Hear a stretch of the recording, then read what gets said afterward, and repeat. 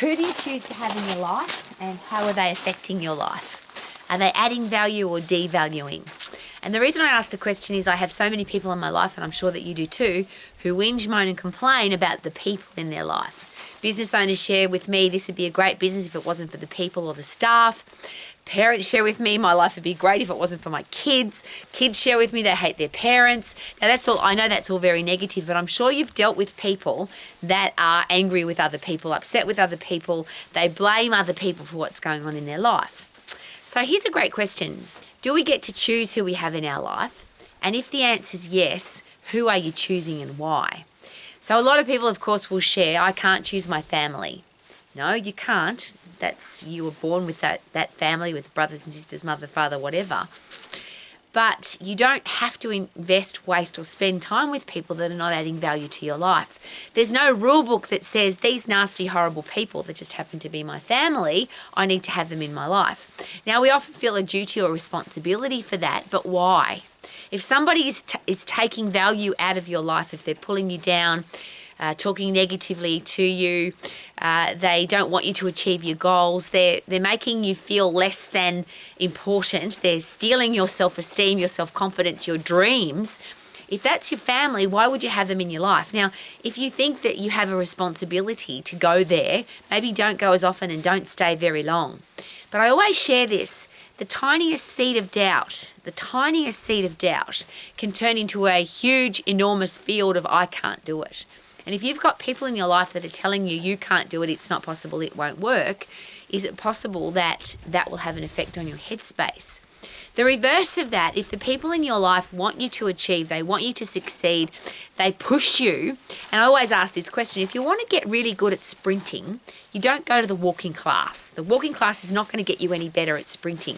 And not only do you go to the sprinting class, but shouldn't you be running against people who are faster than you because that pushes you?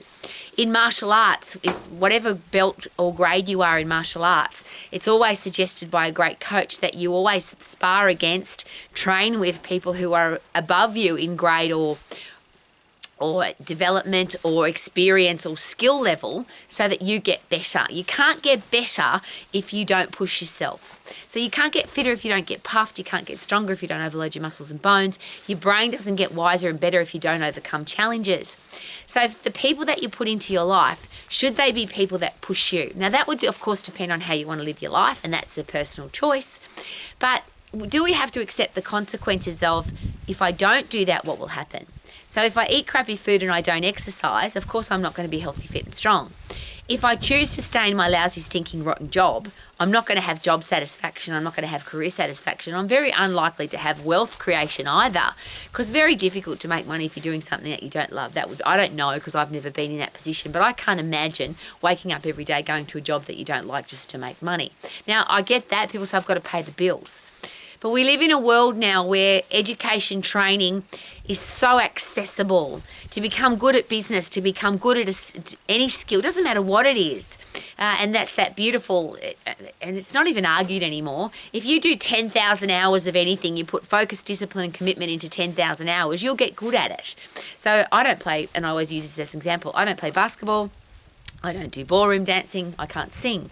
But if I spent 10,000 hours doing any of those, I would get better at it.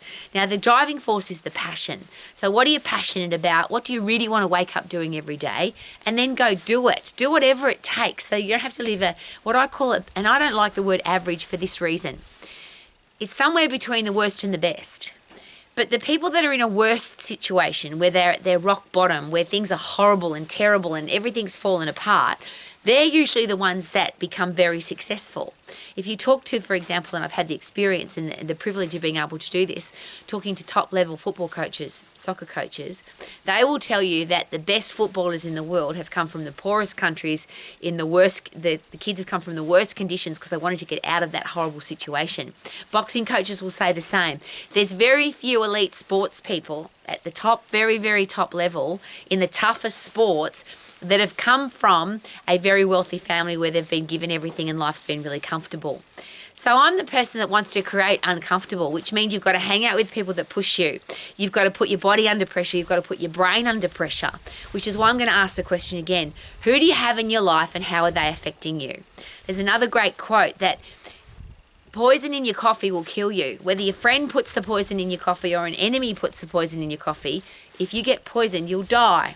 So if you've got people that you think are your friends, or you think your family loves you, but they're poisoning your brain with negativity, with gossip, with you can't do it, it's not possible, is it possible that could kill your dream, steal your dream? And for me, if you're not living your dream, I can't imagine living like that. Average is somewhere between the worst and the best. So there's no reason to change. There's another great quote that the biggest enemy of success is I'm doing okay. I'm doing okay. I hate that expression. I'm average. I'm not too bad, which is bad but not too bad. You get to live however you want to live, and isn't that awesome? It's a choice. But could it start with, what do I want? How am I going to get it? And then the people around me. And that's one of the reasons why I don't have too many people around me, because I'm a very old lady who's invested a lot of time with a lot of people, and I have had a lot of people try and infect my brain with negativity, with nastiness, with just pure crap, and I don't want that in my life, so I just refuse to have it. And there's a really important thing to take note there. If you like who you are, if you've got great self-esteem and self-confidence, if you are proud of who you are and you respect yourself, is it possible that you don't need any people in your life? You can be by yourself.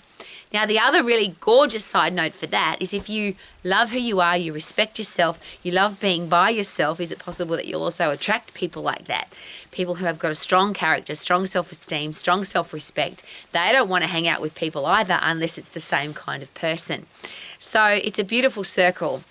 You hang out with negative people, you end up with a negative life. You hang out with positive, happy people, and you'll only attract them into your life if you're a positive, happy person.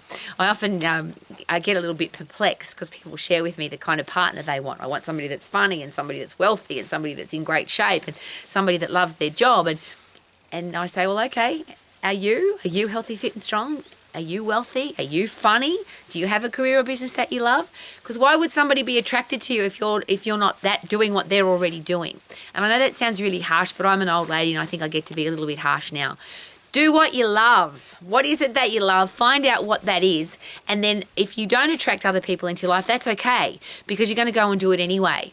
And if you do attract people into your life, it should be the right kind of people who are going to help you grow rather than hold you back. Don't let the world hold you back. Don't let other people hold you back. Live your life to the max. To the max. 100% effort. To the max. Doop-a-doop-a-doo. How are you? Living my life to the max. Woo!